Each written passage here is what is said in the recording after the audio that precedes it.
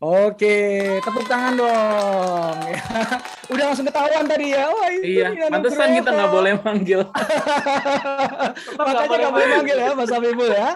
Oke teman-teman semuanya, ini adalah orang yang sangat spesial di hati saya, menemani kehidupan saya selama udah hampir 18 tahun sekarang, dan selalu jadi inspirasi saya, ya, dan menjadi tonggak yang ngebuat saya bisa terus melewati apapun insya Allah di dunia ini. Dan termasuk juga beliau yang jadi inspirasi saya untuk kemudian bisa terus berkarya. Jadi nggak usah panjang lebar, yuk kita undang ibu cantik ini. Dan kita kasih tepuk tangan yang meriah ya untuk istri saya tercinta, Mbak Nina Nugroho.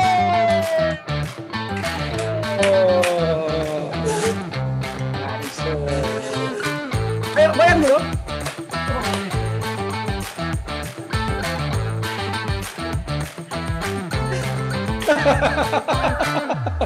Oke, teman-teman semuanya, tepuk tangan dong untuk Mbak Nina. Oke, inilah dia penampakannya. Mungkin sebagian teman-teman sudah sempat melihat karya-karyanya, atau kemarin yang sempat nonton video saya terkait dengan Torino Fashion Week ya, keajaiban di Torino Fashion Week. Itu juga saya sedikit mengulas tentang kiprahnya beliau. Itu adalah fashion show, kayaknya fashion show internasional pertama Bunda ya. Dan itu langsung mewakili Indonesia di Torino Fashion Week ya. Dan bahkan waktu itu kurasinya tuh yang melakukan siapa ya?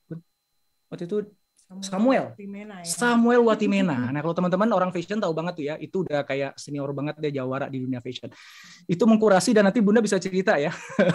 Karena itu unik banget proses kurasinya, karena baju yang kita bawakan itu justru tidak menggunakan bahan yang, kan gini ya, kalau misalnya fashion show dunia tuh bahannya tuh harus bahan-bahan yang mahal, yang tenun gitu ya. Nah, ini saya punya inovasi yang akhirnya bisa menaklukkan Samuel Watimena gitu. Tapi gini, kita akan ngomongin tentang fashion kayaknya di lain waktu ya. Kita akan lebih banyak ngomongin tentang sepak terjang bisnisnya Bunda. Khususnya dalam konteks gimana sih Bunda kok bisa rise above the crowd. Ya, dengan waktu yang sangat singkat, Bunda alhamdulillah akhirnya bisa menunjukkan bahwa siapapun, apapun latar belakang kita, bahkan ketika kita nggak tahu apa-apa tentang industri itu, bahkan ketika kita anak kemarin sore, ketika kita benar-benar berusaha, berjuang, melakukannya dengan keseriusan, akhirnya bisa juga rise above the crowd gitu. Dan kita ingin belajar dari Bunda tentang hal itu ya. Dan juga tentang ini Bun, tentang pandemi lah. Kan pandemi ini teman-teman semua yang ada di sini ini ngalamin betapa susahnya sih ada dalam dunia pandemi, dan gimana Nina Nugroho kemudian bisa bukan hanya survive tapi justru malah punya omset yang paling tinggi di masa pandemi, kan gitu ya Bun ya. Oke. Teman-teman ya, izin nanti saya yang nanya ya. Nanti teman-teman yang lain boleh nanya juga. Cuman ini dialog awal ini nanti saya ingin tanya ke Bunda dulu nanti supaya Bunda bisa cerita. Ayah mau pancing dengan pertanyaan ya. Pertama ini gini Bun, tadi kan Ayah udah cerita bahwa dalam waktu singkat, nggak sampai 5 tahun ya Bun ya, Bunda bisa rising above the crowd gitu. Dari nggak lulus, nggak sekolah fashion, nggak ngerti industri fashion, nggak bisa jahit, nggak tahu desain, nggak kenal siapa-siapa, nggak punya koneksi, bukan anaknya siapa-siapa juga. Jadi ini benar-benar totally apa ya, nobody. Enggak nobody dong, istrinya Indra Nugroho. Tapi itu bukan modal di dunia fashion gitu, karena gue nggak punya power apa-apa gitu. Jadi siapa Indra Nugroho? Gue kagak kenal gitu kalau orang fashion mah ya. Nah pertanyaannya, apa sih rahasianya kok Bunda dalam waktu singkat itu bisa rising above the crowd? Ini perlunya Pak yang ada di ya, kita sapa dengan sahabat Evapora yang ada di sini. Oke, ya. Halo, ada 2.500. Wah, ini angkanya udah bikin gemetek ini. Ada di sini bersama sahabat Evapora, orang-orang yang hebat, luar biasa, di sebelah orang yang luar biasa sekali juga semangatnya. Duh, kalau misalnya sahabat Evapora mau tahu siapa yang paling bikin saya deg-degan, itu adalah ya yang di sebelah saya sekarang ini. Wah, dari pertama kali melihat Ayah langsung Bunda deg-degan ya. Sampai hari ini masih deg-degan Bu. Makanya aduh, tapi berarti benar kan video terakhir saya ada Dilan dalam diriku. Sampai sekarang aja masih deg-degan. Ada Kang Hari, ada Mas Ipul, Mas Aris, Mas siapa lagi nih? Mas Ihsan ada ya. Oke, wah luar biasa. Baik, sahabat Evapora. Ya, tadi pertanyaannya rahasia Bunda atau saya bisa rise above the crowd ya dalam waktu yang singkat. Yang pertama pastinya kita harus punya passion nih, sahabat Evapora semua. Passionnya di bidang apa? Kalau saya passionnya itu kan di bidang fashion. Jadi passion di dunia yang kita pilih untuk geluti itu penting sekali untuk keberlangsungan apa yang akan kita jalani gitu ya. Kemudian yang kedua, keputusan yang kita ambil itu tidak boleh mundur.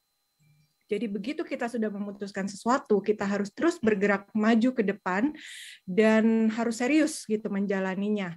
Gitu. Kalau mau nggak serius, nggak usah mulai aja gitu. Itu pesannya Mas Indra tuh yang nomor 1. Kalau nggak serius, nggak usah mulai. Kalau bisnisnya mau main-main, berhenti aja gitu. Kang Ari langsung senyum-senyum.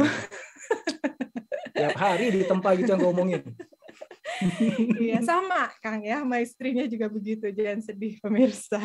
Ya kemudian jadi selain serius juga harus terus naik kelas, jangan ada di kelas yang itu aja ya gitu. Kemudian yang ketiga tuh kita harus masuk ke ruang lingkup industrinya gitu. Kalau dunia fashion saya ya masuk ke ruang lingkup fashion, di mana waktu itu titik tolak dari brand Nina Nugroho adalah di Indonesia Fashion Week tahun 2016. Saat itu saya belum punya brand, bukan siapa-siapa, masuk ke industri fashion dengan cara bantu di media, menjadi media relations di event Indonesia Fashion Week 2016 gitu. Oke, kemudian setelah itu pastinya kita harus bereksperimentasi nih dengan produk sampai antara produk dan market to fit. Nah, jangan lelah nih yang ini nih ya, para sahabat Evapora semua. Seperti itu sih ya kira-kira secara garis besarnya. Ya, ini aku pengen nambahin ya.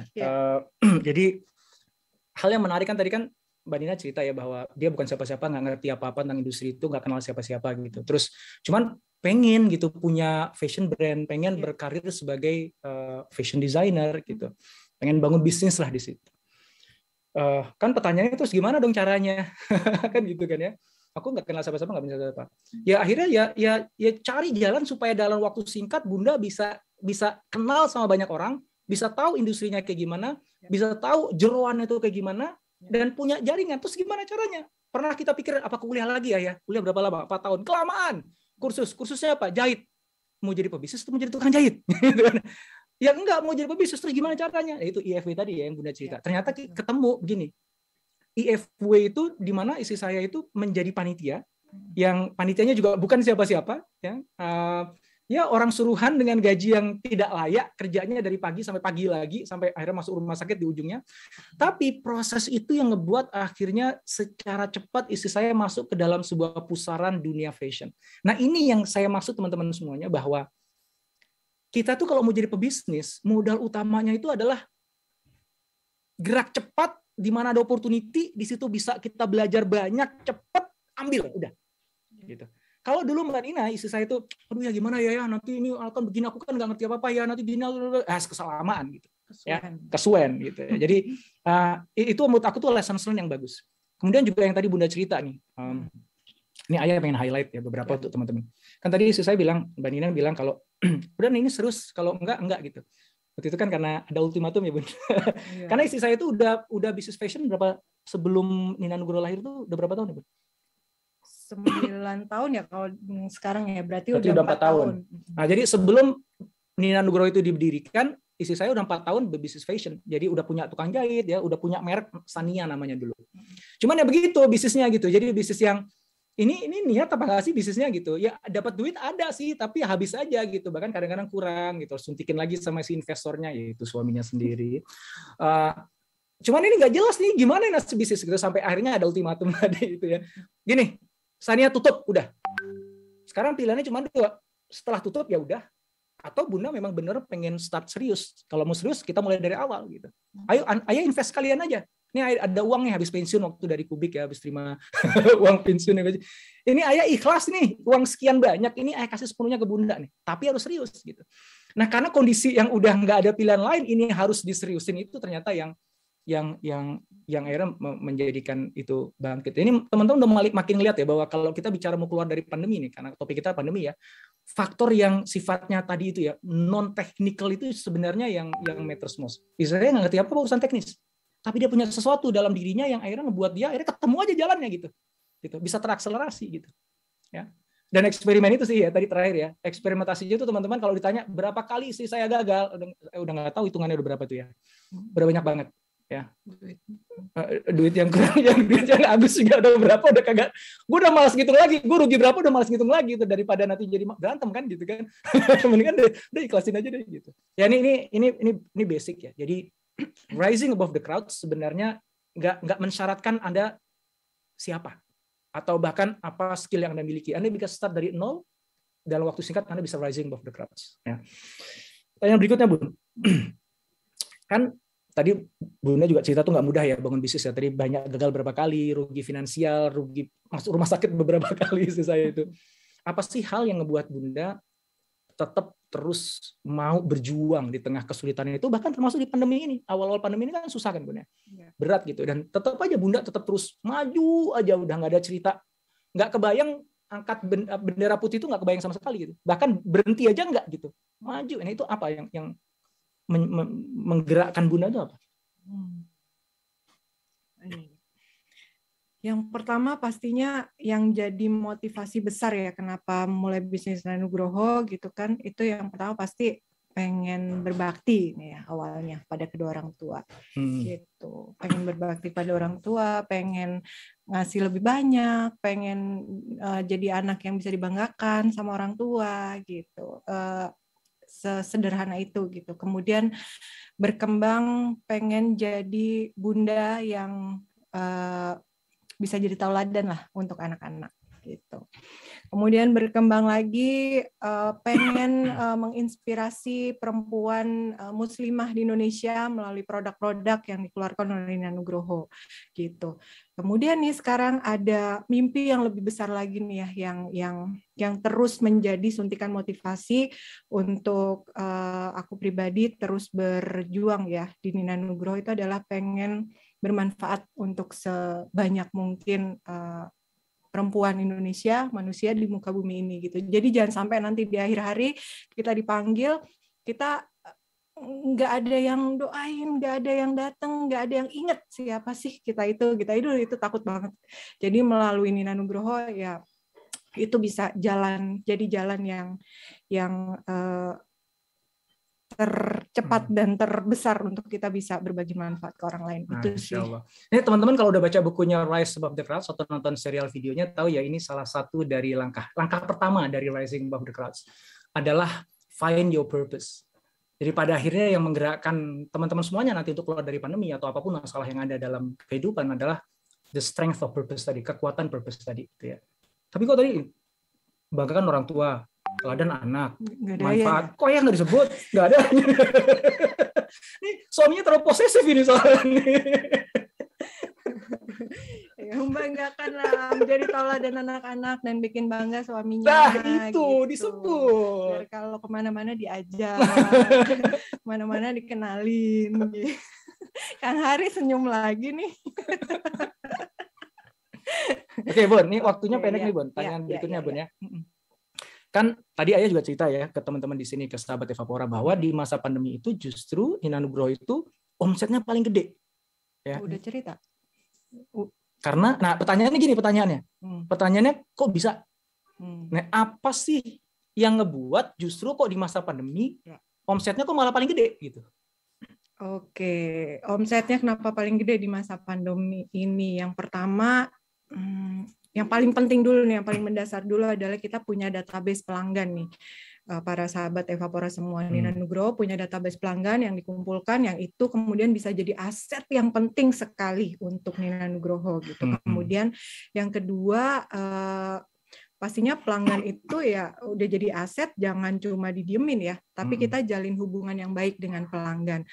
Rajin berkomunikasi, sapa-sapalah pelanggannya, jangan sombong gitu ya. Disapa, sering di halo-halo, tapi itu juga bukan sekedar itu aja ya, para sahabat Evapora semua, kita juga harus mensupport dalam artian seperti apa. Nah, di masa pandemi ini kan pasti banyak sekali tantangan dan juga tantangan pandemik yang muncul. Jadi Nina Nugroho itu mensupport para pelanggannya melalui salah satu berbagai macam program ya. Salah satu programnya itu adalah Nina Nugroho Solutions yang hadir setiap hari Jumat setiap minggunya jam 4 sore itu melalui platform live Instagram. Nah, di Nina Nugroho Solutions itu kita berbagi berbagai macam ilmu yang tema-temanya itu bisa menjawab tantangan semasa pandemik nih untuk para pelanggan Nina Nugroho itu sih. Jadi selain itu juga kita ya desain busananya juga disesuaikan untuk masa pandemi. Jangan sampai nggak sesuai kan, seperti busananya dipasangkan dengan maskernya supaya kan di dunia kerja para Nina Nugroho profesional nggak mikir lagi nih mau pakai baju kerja maskernya apa yang matching ya. Sekarang kan seringannya begitu tuh. Nah, kita udah sediakan busana beserta dengan maskernya gitu. Oke, ya. Jadi artinya adalah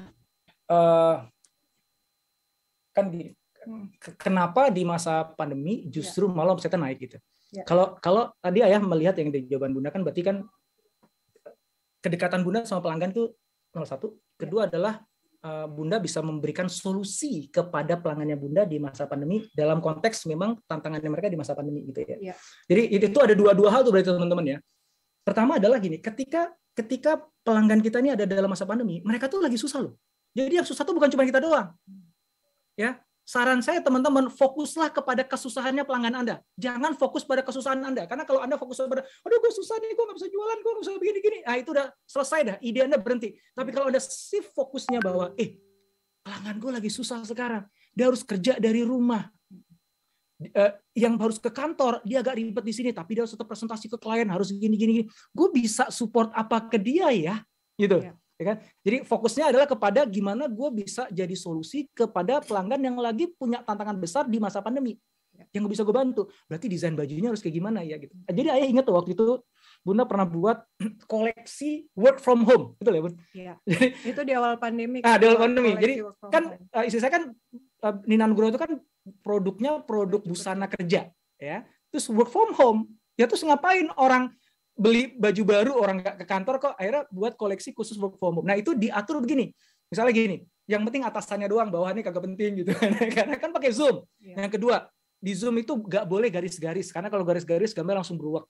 Ketiga, gimana supaya orang yang di depan kamera itu kelihatan lebih bawah. Jadi pilihan warnanya apa yang cocok dengan kamera itu sampai gitu ya Bunda, ingat waktu. Sampai peletakan garis, detail, desain itu semuanya kita pikirin ya agar sesuai gitu. Jadi apa ya?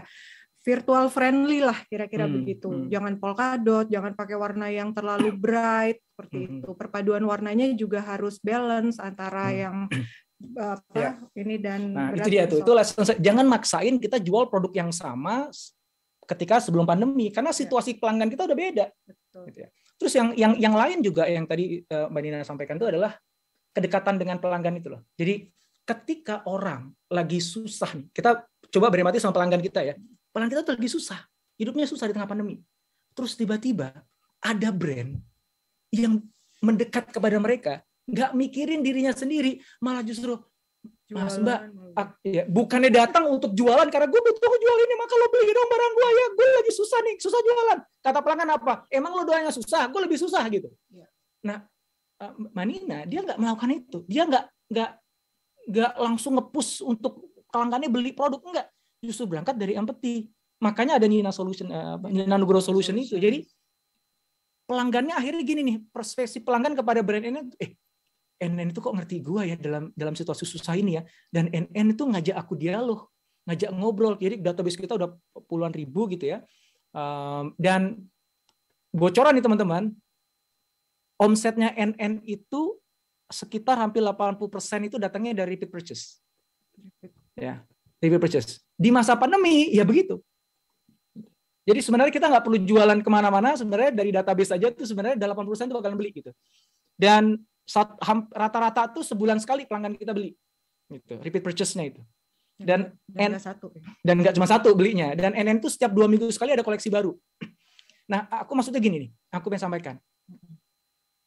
pelanggan ngelihat NN pengen hadir sebagai solusi, maka kita ngundang dokter untuk ngejelasin ke customer-nya NN ya tentang kesehatan, kita ngundang psikolog untuk bantu customer kita gimana sih menghadapi situasi di masa pandemi yang penuh kecemasan gitu.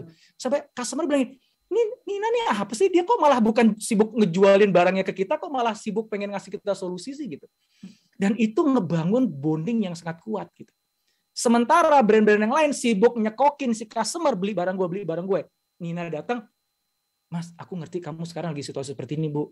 Yuk nih aku temuin nih sama pakarnya. Yuk kita ngobrol yuk. Boleh tanya langsung. Itu kan, itu nggak usah dijualin. Besoknya nanya, Mbak Nina ada koleksi baru apa? Gitu. Kalau nggak beli kagak enak. Jadi beli. Ya gitu. Ini apa yang dipakai pada saat acara itu, yang dipakai Mbak Nina mana gitu kan? Langsung besoknya laku ya. Oke Bun, kalau tadi kan ngomongnya yang omsetnya gede ya. Tapi kan di awal pandemi kan NN suffer juga kan ya. Kayak ya seperti yang lain lah ya gitu. Nah, pertanyaannya adalah nih supaya teman-teman yang di sini yang mungkin juga masih sempat ngalamin itu pada saat ini ya. Apa sih yang Bunda lakukan ketika awal pandemi, di mana semua orang panik, penjualan turun gitu? Awal pandemi semuanya turun, Nina Nugroho juga pasti turun ya. Penjualan baju kerja apalagi kan, karena semuanya kan WFH, penjualan baju kerja drop, sampai kemudian waktu itu kita buat sebuah lini busana baru yang udahlah produknya ke baju santai aja gitu, karena banyak pelanggan kita yang work from home gitu, menyesuaikan dengan kebutuhan pelanggan kan.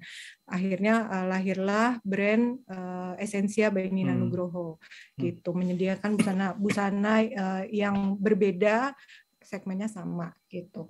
Kemudian juga kita menyesuaikan pola produksi itu. Pola produksinya nggak bisa lagi dengan cara yang lama, disesuaikan, beradaptasi. Kemudian juga yang paling penting sekali nih, kita harus punya komunikasi yang baik dengan vendor. Karena kan masalah pembayaran dan segala macam nggak bisa dibayar ya para sahabat Evapora semua. Jadi jangan menghindar dari vendor yang nagih gitu ya. Kita harus tetap miliar, nggak bisa dibayar. Masya Allah, udah ya berkomunikasi lah gitu, tagihan vendor tuh dinego kapan kita bisa bayarnya berapa, sebulan cicil berapa dan segala macam. Pokoknya jangan menghindar lah dari kewajiban kita gitu. Kemudian juga banyak yang disesuaikan ya secara internal juga, timnya kita sama-sama motivasi untuk terus punya harapan gitu. Nah akhirnya berjalan dengan Essensia sampai busana kerja itu kita mulai produksi lagi saat orang-orang mulai masuk kantor nih ya. Itu kan agak lumayan lama ya gitu. Jadi pada saat orang mulai masuk kantor lagi, kita mulai produksi busana kerja lagi, dan alhamdulillah di masa pandemik tersebut ya dengan upaya yang luar biasa juga ya, pastinya tidak berdiam diri nungguin rezeki datang sendiri gitu, enggak ya, kita bisa mencapai omset tertinggi nih malah gitu di masa. Nah, ini menarik teman-teman yang tadi saya cerita ya, defense dan offense. Jadi ya ceritanya Mbak Nina tadi kebayang ya, defense-nya ada tetap.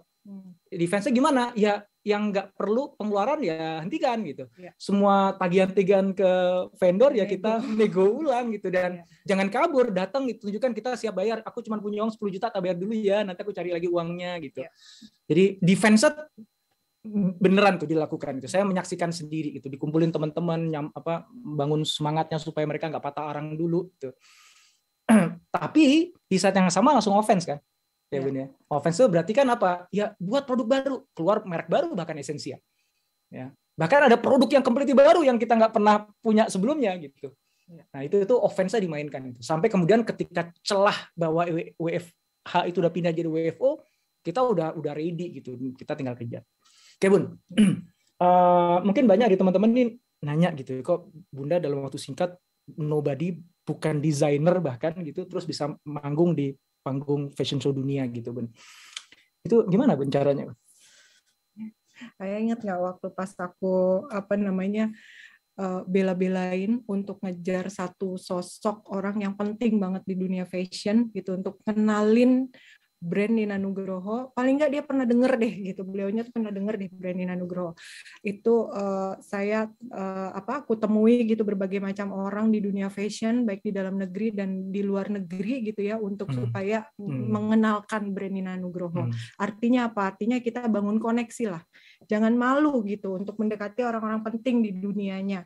Gitu, di dalam negeri maupun di luar negeri gitu, kita harus berani, harus cerah deh mau didengerin apa enggak, paling enggak target terendahnya adalah beliau pernah dengar Nina Nugroho gitu. Muka badak ya, muka badak bodoh amat. Gitu. Ya betul, aku ingat tuh dua hal yang aku ingat banget. Pertama, waktu itu ada seminar ya Bun, ada seminar pembicaranya orang Prancis ya.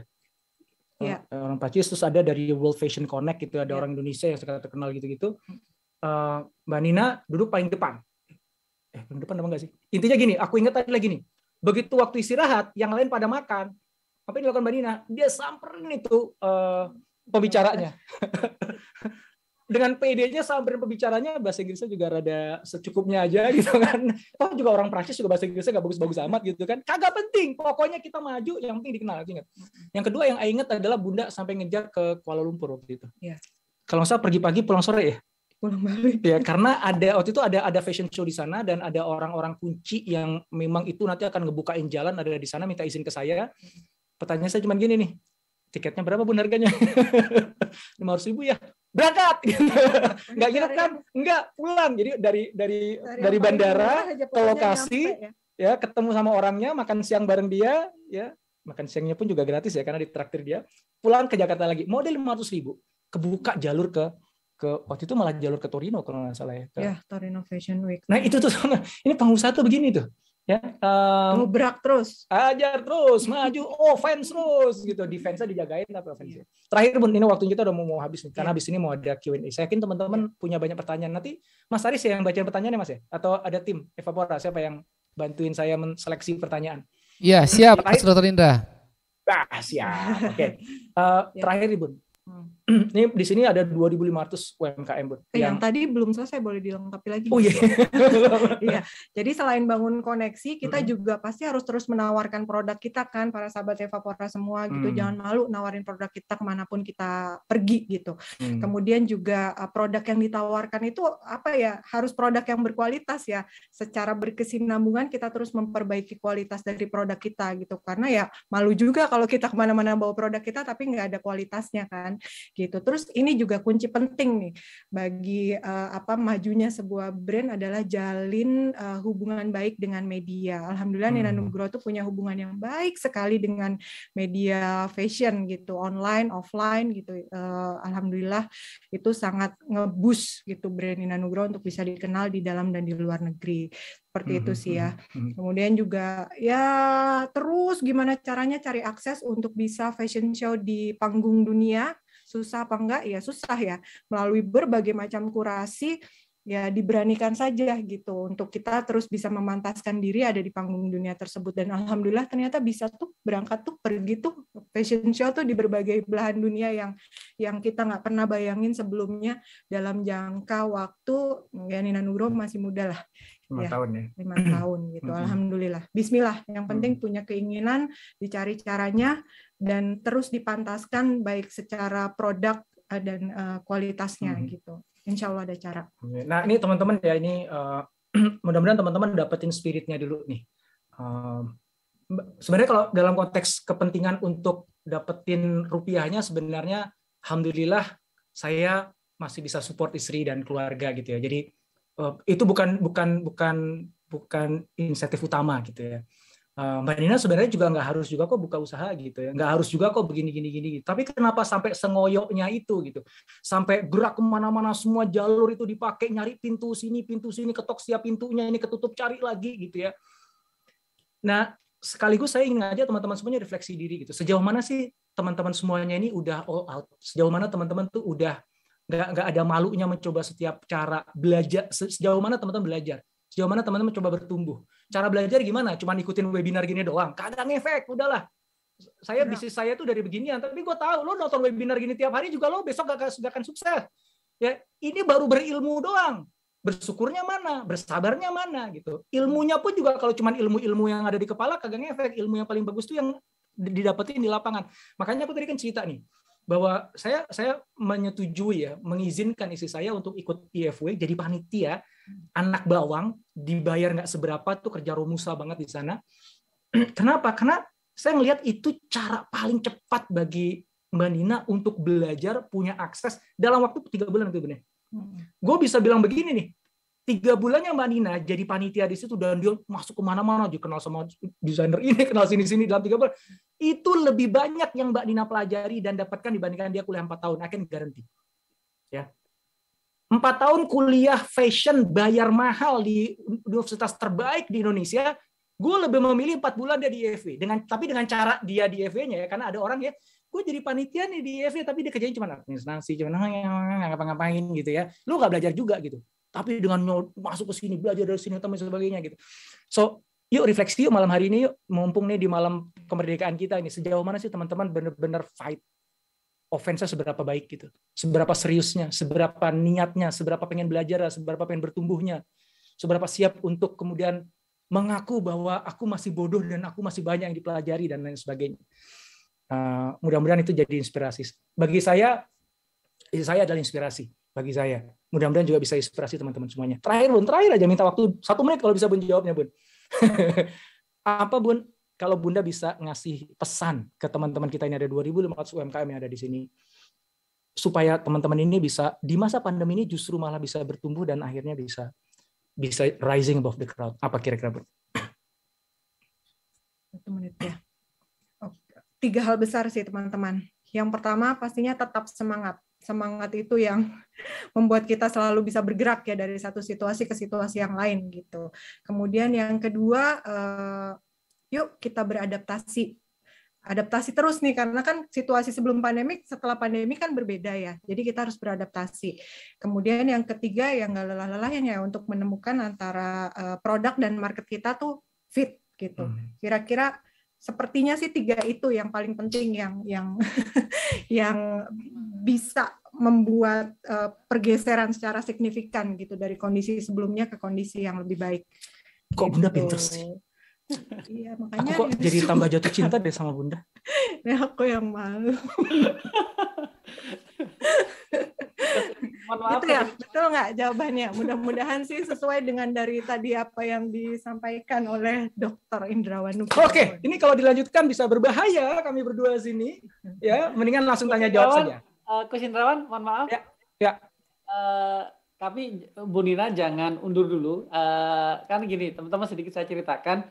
Kemarin nih kami ada meeting dengan Bu Nina Nugroho, difasilitasi sama Coach Indrawan juga, antara Evapora, dan ini luar biasa bagi kami. Evapora di challenge untuk menjadi official partner bagi Nina Nugroho yang akan mengadakan sebuah event besar di bulan September. Nah, mungkin Bu Nina bisa sedikit cerita event itu apa, dan insya Allah nanti sahabat Evapora insya Allah akan terlibat semuanya. Silakan Bu. Kasih waktu. Makasih banget Mas Aris sudah memberikan kesempatan tersebut ya. Untuk para sahabat Evapora nih, nantikan event Nina Nugroho bertajuk Women's Professional Week yang akan hadir di bulan September, insya Allah di tanggal 20 sampai 24 September. Nina Nugroho menjadi penggagas ya sebuah gerakan bagi para perempuan muslimah ya, terutama untuk bahwa ya perempuan itu harus diangkat nih keberdayaannya. Kita harus menjadi perempuan yang berdaya, aku berdaya. Nah, kita membuat sebuah gerakan aku berdaya melalui serangkaian kegiatan yang akan dilakukan dari hari Senin sampai hari Jumat tuh. Jadi Senin sampai Kamis bentuknya adalah webinar yang kita akan menghadirkan berbagai pembicara yang luar biasa di situ.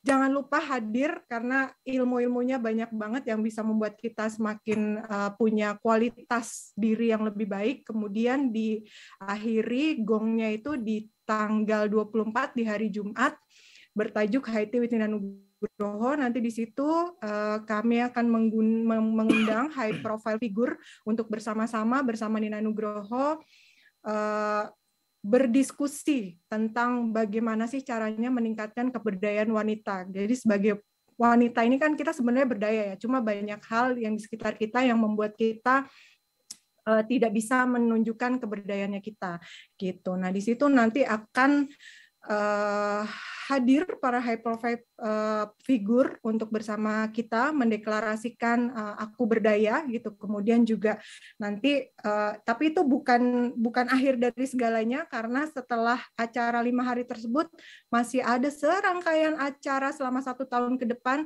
untuk mengangkat keberdayaan para wanita. Ini misi saya, mimpi saya gitu ya, terutama untuk seperti yang tadi di awal sempat dibocorin ya, pengen memberikan manfaat bagi sebanyak mungkin wanita gitu di Indonesia melalui Nina Nugroho. Ini salah satu ultimate yang ingin diadakan untuk tahun ini nih dengan dukungan Evapora. Terima kasih Evapora. Jangan lupa ya sahabat Evapora. Yeay.